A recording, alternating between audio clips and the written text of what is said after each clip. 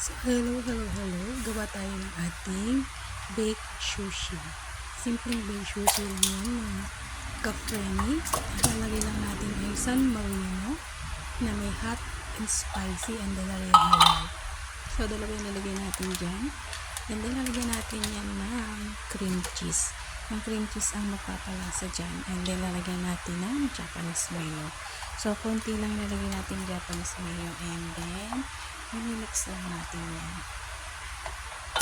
Mimix lang natin mabuti.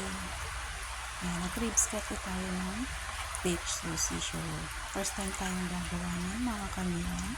So, sana maging successful. So, yan, i-mix ko lang yan. Ganyan na magiging itsura. And then, meron tayong crab meat. Yan. Binabad ko lang sa mainit na water. And then, may himay ko na yan, mga kanina. So, ayan ang ating baked sushi. Yan yung itatapos natin sa ating rice. So, mix together para humalo yung ating crab meat. So, nakita ko lang yan, mga kanina, kaya itatry natin kung magiging perfect rin yung ating timpla. So, syempre, nakapagsain na rin tayo dyan ng ating rice. Ayan. Yan, lagyan ko yan ng mango para may balance yung asin at saka hindi nabili natin ng mango dyan ay medyo may asin. So, mix lang yan. Konting lang yung tuti. Huwag masyadong magbigat kasi matutulog naman yung ating mango. So, ganyan lang yun. Ganyan lang pala kadali gumawa ng baked sushi. So, yan ang ating rice. Nilagyan lang natin siya ng vinegar. Yan. Konting vinegar lang, baka masyadong naman dumami. Kaya tansya-tansya nyo na lang din. And then, konting salt. After ng konting salt, naglagay tayo ng konting sugar white. Ayan. Mix lang din ulit.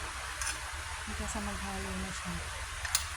So, masyadong pipigayin yung rice. Baka naman mag-ulit siya. Kailangan halo yung ating rice. And then, sa ating baked pan, nalagyan na natin ang ating rice. I-arrange na natin siya. Hindi kayo masyadong pinipit. Baka kasi mag-ano pa naman siya, biko, charot. So, pinatas-patas ko lang yun. I-arrange. And then, after yan, tsaka natin ilalagay yung ating pangkapis. Maglagay din tayo din ng nori. Hiwa-hiwa ko ng nori na yan. Para simple lang yung ating meron na siyang rice. Charot. So, nalagay natin yung ating tapos. I-rice ko lang siya mabuti dyan.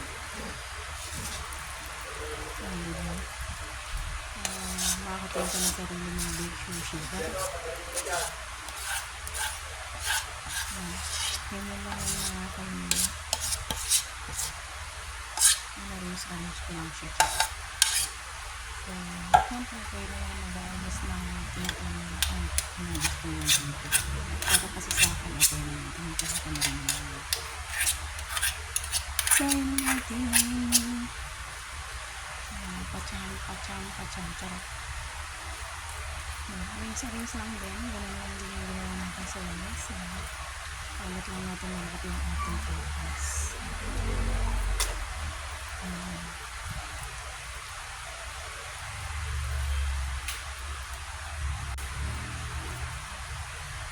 Madali lang siya kaya lang medyo matrabaho siya. So, lalagyan natin siya ng ating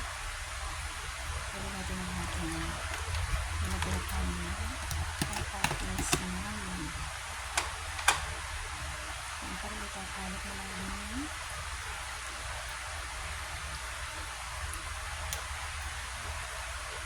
Sarap lang eh. So, yan naman. So, lagyan natin na ang ating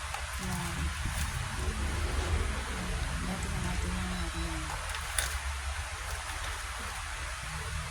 Kusinay-kusinay ko. Charot.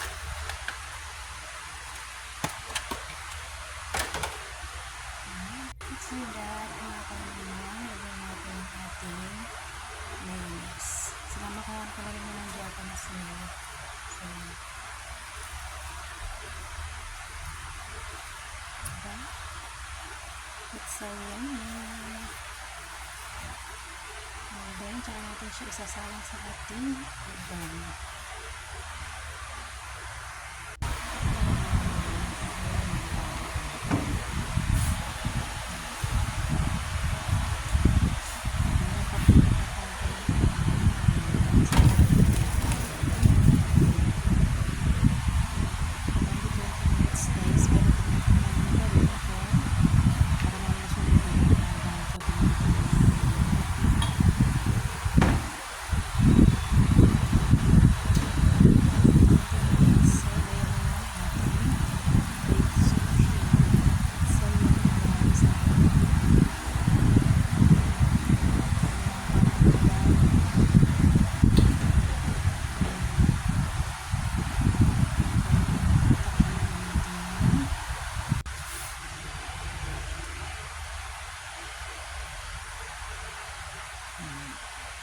Kasi i-try natin kung gano'n siya.